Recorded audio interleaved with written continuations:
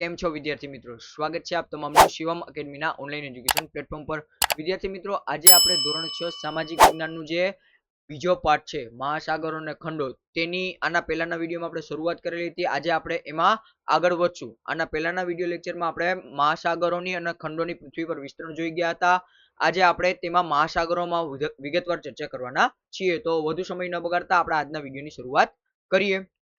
તો મહાસાગરો, તો વિશ્વના નકશા પર આપણે 5 મહાસાગરો જોઈ શકીએ છીએ.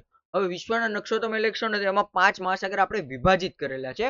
ખરેખર પૃથ્વીનો તમે ગ્લોબ જોશો, એટલે કે પૃથ્વીનો ગોળો જોશો, એના ઉપર આવું કોઈ અલગીકરણ કરેલું નથી. પૃથ્વી પર તો તમામે તમામ દરિયા મહાસાગરો કેવા છે? સરખા જ છે. પણ આપણે તેને યાદ રાખવામાં સરળતા પડે અને તેને નિશાન કરવા માટે, એટલે કે નક્ષાંકન કરવા માટે સહેલું પડે, એટલે આપણે એના 5 ભાગ પાડેલા છે. 5 ભાગમાં પેલું જે છે પેસિફિક ઓશન, એટલે કે પ્રશાંત મહાસાગર.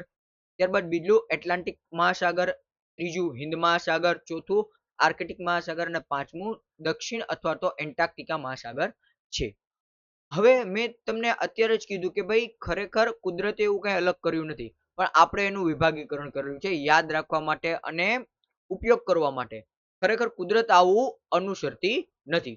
દરિયાનું જે પાણી જે છે એ દરેક પ્રાણીને, દરેક પ્રાણી કયો, વનસ્પતિ જીવ કયો, એનું શું છે, એની વૈવિધ્યતા જાળવીને બેઠું છે. દરિયાનું પાણી વિવિધ મહાસાગરોમાં સતત વહે છે. દરિયાનું પાણી કેવું છે? તો વિવિધ મહાસાગરો પર સતત વહે છે. તેના લીધે શું થાય છે? તો કે અલગ અલગ પ્રાણીઓ તેમાં રહે છે, અલગ અલગ વનસ્પતિઓ તેમાં થાય છે. તો એ શું થશે? એ તેની પોતાની જીવસૃષ્ટિ સાચવીને બેઠું છે, જે સાગરીય જૈવ વિવિધતાને ટકાવી રાખે છે. આપણી સાગરીય જે જૈવ વિવિધતા છે તેને ટકાવી રાખે છે.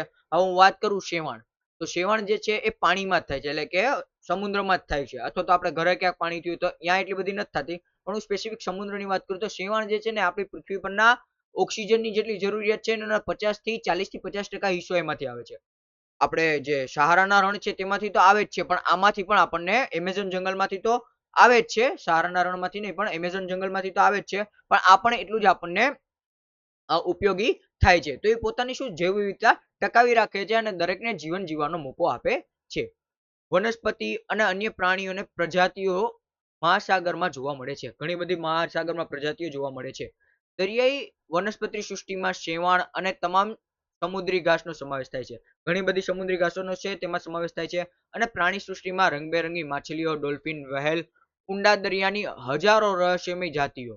હવે ઊંડા પાણીમાં કેટલી રહસ્યમય પ્રજાતિઓ છે ને એ આપણને ખુદને ખબર નથી, કારણ કે આપણે દરિયાને એટલો એક્સપ્લોર જ કરેલો નથી. આપણે સ્પેસને, અંતરિક્ષને એટલો એક્સપ્લોર કરેલો છે, આપણે સમજેલો છે, પણ આપણે દરિયાને સમજેલો નથી. સમુદ્રના દરેક ભાગ સૂર્યપ્રકાશથી પ્રકાશિત સપાટીથી લઈને અંધકારમય ઊંડાણ સુધી તેના પોતાના વિવિધ જીવસૃષ્ટિ ધરાવે છે. તમે હમણાં તમને કીધું એમાં આપણે જોઈ શકીએ ત્યાંથી લઈને ન જોઈ શકીએ ત્યાં સુધીમાં ઘણી મોટી જીવસૃષ્ટિ સર્જાયેલી છે. હવે અહીંયા ગ્લોબ આપણને આપેલું છે. હવે આમાં આપણે મહાસાગરોની વહેંચણી જોઈએ. તો શરૂઆત આપણે પેસિફિક મહાસાગરથી કરીએ, કારણ કે આપણો સૌથી મોટો મહાસાગર છે પ્રશાંત મહાસાગર. ત્યારબાદ હું વાત કરું તો એટલાન્ટિક મહાસાગર, ત્યારબાદ આપણો હિન્દ મહાસાગર ભારતનો, ઉત્તરની તરફ આર્કટિક મહાસાગર અને દક્ષિણની તરફ સાઉથ, એટલે કે દક્ષિણ મહાસાગર અથવા તો અંટાર્કટિકા મહાસાગર. 5 એ આપણે વિભાજિત કરેલા છે. હવે સૌથી મોટો મેં કીધો પેસિફિક મહાસાગર, પ્રશાંત મહાસાગર છે. એવી રીતના આર્કટિક જે છે સૌથી નાનો મહાસાગર છે. ચાલો હવે આપણે આગળ આમાં જોઈએ. હવે નીચે આપેલા કોષ્ટકમાં આપણે 5 મહાસાગરો કયા ગોળાર્ધમાં આવેલા છે તે શોધી ખાનામાં રાઈટ ની નિશાની કરવાની છે. તો હવે જો અહીંયા હું વાત કરું ઓશિયન્સની, મહાસાગરોની, તો આપણો જે પેસિફિક મહાસાગર અને એટલાન્ટિક મહાસાગર જે છે એ ઉત્તર ગોળાર્ધમાં અને દક્ષિણ ગોળાર્ધમાં બંનેમાં છે. હવે એવું કેવી રીતના ખબર પડે? તો આપણે આના પહેલાના વિડીયોમાં જોઈ ગયા હતા, જે ભૂમધ્ય રેખા છે અથવા તો જે વિષુવવૃત્ત છે અથવા તો ઇક્વેટર છે, એ શું છે? તો કે ભાઈ પૃથ્વીના ઉત્તર ગોળાર્ધ અને દક્ષિણ ગોળાર્ધ એવી રીતના બે કટકા પાડે છે, એવી રીતના બે ભાગમાં વિભાજિત કરે છે. તો આપણે જોઈએ એમ પેસિફિક મહાસાગર અને એટલાન્ટિક મહાસાગરના આપણે ઉત્તર અને દક્ષિણ બંને ભાગમાં છે. જ્યારે આપણે વાત કરીએ આપણા હિન્દ મહાસાગરની, તો હિન્દ મહાસાગરમાં તમે જોવો તો એનો થોડો ભાગ ક્યાં આવેલો છે? ઉત્તરમાં આવેલો છે. તો એના ઉપરથી આપણે એમ કહી શકીએ કે ખાલી સાઉથમાં પણ આવી શકે અને ઉત્તર અને દક્ષિણ બંનેમાં આવી શકે. તો અહીંયા આપણે બંનેમાં ટીક કરશું કે ભાઈ જે પ્રશાંત મહાસાગર બંનેમાં આવેલો છે, એટલાન્ટિક મહાસાગર બંનેમાં આવેલો છે, એવી રીતના હિન્દ મહાસાગર ઉત્તર અને દક્ષિણ ગોળાર્ધ બંનેમાં આવેલો છે. પણ એનો મોટા ભાગનો જથ્થો કેમાં છે? દક્ષિણ મહાસાગરમાં, દક્ષિણ ગોળાર્ધમાં છે. અને દક્ષિણ મહાસાગર તો કહી જ દીધું છે, એ દક્ષિણમાં છે, અને આર્કટિક મહાસાગર જે છે ઉત્તરમાં આવેલો છે. હવે નકશા પર દેખાય છે તે પેસિફિક મહાસાગર સૌથી મોટો મહાસાગર છે, મેં તમને વાત કરી એમ. ત્યારબાદ આપણે ક્રમમાં બીજા નંબર ઉપર જે છે એટલાન્ટિક મહાસાગર, એટલાન્ટિક ઓશન છે. ત્યારબાદ ત્રીજા નંબર ઉપર આપણો હિન્દ મહાસાગર છે. ચોથા નંબર ઉપર દક્ષિણ મહાસાગર અને પાંચમા નંબર ઉપર આર્કટિક મહાસાગર. મેં તમને કીધું એમ સૌથી નાનો મહાસાગર આપણો આર્કટિક મહાસાગર છે. ત્યાર પછી આ ચૂકશો નહીં, આ પણ આપણા કામનું છે. આમાં બે વસ્તુ આપેલી છે, એક તો આપણી જે મહાસાગરની હિન્દ મહાસાગરની આપણી સીમાઓ, અને બીજું ભારત જે છે એ હિન્દ મહાસાગરના બે ભાગ કરે છે તે. તો પેલા આપણે હિન્દ મહાસાગરની સીમાઓ જોઈએ. તો હિન્દ મહાસાગરની સીમાઓ ઉત્તરમાં એશિયા સાથે અથવા તો યુરેશિયા સાથે, પૂર્વમાં ઓસ્ટ્રેલિયા સાથે, દક્ષિણમાં દક્ષિણ મહાસાગર સાથે, અને પશ્ચિમમાં આફ્રિકા સાથે તેની સીમાઓને અડે છે. ત્યાર પછી આપણે વાત કરીએ, જે મેં બીજો પ્રશ્ન આમાં કીધો છે તે કે ભાઈ જે અહીંયા ઉપર જ જોઈએ, હા, આ આપણું ભારત. ભારત જે છે એ હિન્દ મહાસાગરને અરબી સમુદ્ર, કઈ બાજુ, પશ્ચિમ બાજુ, અને પૂર્વ બાજુ બંગાળની ખાડી અથવા તો બંગાળી ઉપસાગર ના બે ભાગોમાં વિભાજિત કરે છે. એ જ વસ્તુ અહીંયા આપેલી છે, જે આપણને એક્ઝામની દ્રષ્ટિએ આપણા માટે ખૂબ જ ઇમ્પોર્ટન્ટ થઈ જશે. ત્યારબાદ આપણે વાત કરીએ મહાસાગરો અને આપત્તિઓ. તો મેં તમને પહેલાના વિડીયોમાં કીધું હતું કે મહાસાગરમાં એમ તો નથી ખાલી સારું જ છે, એમાં ઘણી આપત્તિઓ પણ રહેલી છે. કારણ કે એવડું મોટું પાણીનો જથ્થો, 70% 3/4 ભાગ કેનો છે, પાણીનો છે. તો એ થોડી ઘણી તો આપત્તિ પણ આવશે ને. તો એમાં થોડી ઘણી આપત્તિ તો આપે છે, પણ એ થોડી ઘણી ભયાનક આપત્તિ આપે છે. તો એ આપણે જોઈએ. હવે આ પ્રકરણની શરૂઆતમાં આપણે પૃથ્વીનું ચિત્ર જોયું. તમને પૃથ્વી પર સફેદ આકાર જોવા મળ્યા હશે. શું તમે અનુમાન લગાવ્યું છે કે તે શું છે? તમે ત્યારે તમને વાત કરી હતી, આપણને વાદળી કલરની સાથે રાખોડી કલર અને ત્રીજો એક કલર સફેદ કલર દેખાય છે. એ આપણે પૃથ્વીનો જે સ્પેસમાંથી, અંતરિક્ષમાંથી આપણે વાદળો જોઈએ છીએ તે સફેદ કલરથી અહીંયા ચિતરેલા હતા. તો આ વાદળોનો સમૂહ છે. હવે વાદળો ખંડોમાં વરસાદ લાવે છે. તો મેં આપણને ખબર જ છે કે પાણી જે છે, વરસાદ જે છે એ સમુદ્રમાં રહેલો આપણો પાણી બાષ્પીભવન થઈ વાદળા બનાવે, અને વાદળા જે છે ચોમાસાની સિઝનમાં વરસાદ લાવે છે. એ આપણે વિજ્ઞાનમાં શીખીશું, અને આની પહેલા પણ તમે સાંભળેલું હશે. ત્યારબાદ ભારતમાં ચોમાસા દરમિયાન થતો વરસાદ મહાસાગરોમાંથી ઉદ્ભવે છે. મેં તમને કીધું એમ શું થશે, જે બાષ્પીભવન થઈને વરસાદ ઉદ્ભવશે. વરસાદ ન આવે તો આપણી ખેતી અને સમગ્ર જીવન અસ્તવ્યસ્ત થઈ જાય છે.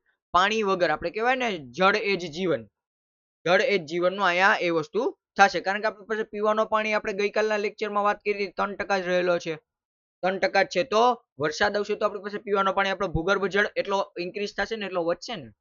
મહાસાગરોમાંથી ઘણીવાર વાવાઝોડા ઉત્પન્ન થાય છે, અને કેટલીક વાર વાવાઝોડા અથવા તો ખૂબ જ ઝડપથી ફૂંકાતા પવનો એટલે કે ચક્રવાત વ્યાપક નુકસાન દરિયાકાંઠાને પહોંચાડે છે. તો આપણે આ ચક્રવાત કહીએ કે વાવાઝોડા કહીએ, શું થશે, જ્યારે દરિયાકાંઠે અથડાય છે ત્યારે વ્યાપક પ્રમાણમાં નુકસાની કરે છે.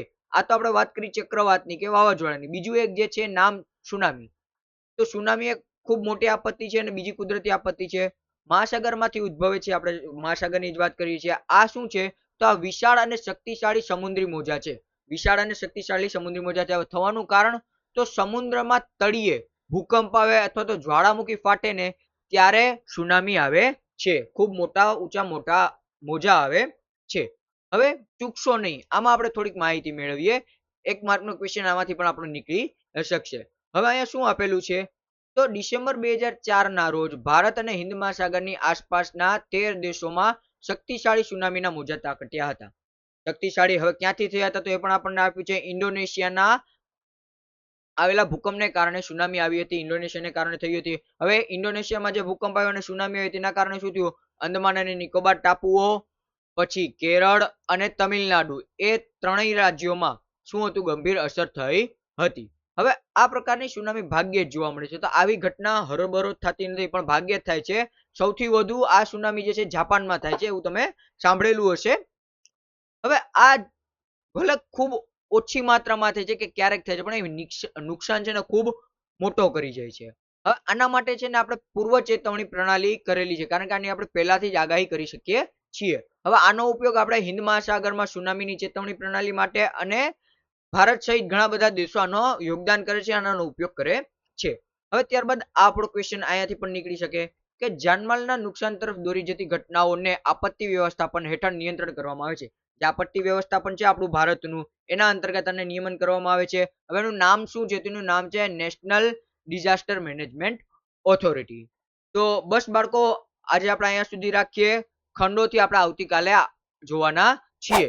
તો વિડીયોમાં કંઈક પણ નવું જાણવા મળ્યું હોય તો ચેનલને સબસ્ક્રાઇબ કરજો. વિડીયો ગમ્યો હોય તો લાઈક કરી મિત્રો સુધી શેર કરજો. તો મળીએ નવા વિડીયોમાં. ત્યાં સુધી મને રજા આપો. અસ્તુ. જય હિન્દ, જય ભારત, જય જય ગરવી ગુજરાત.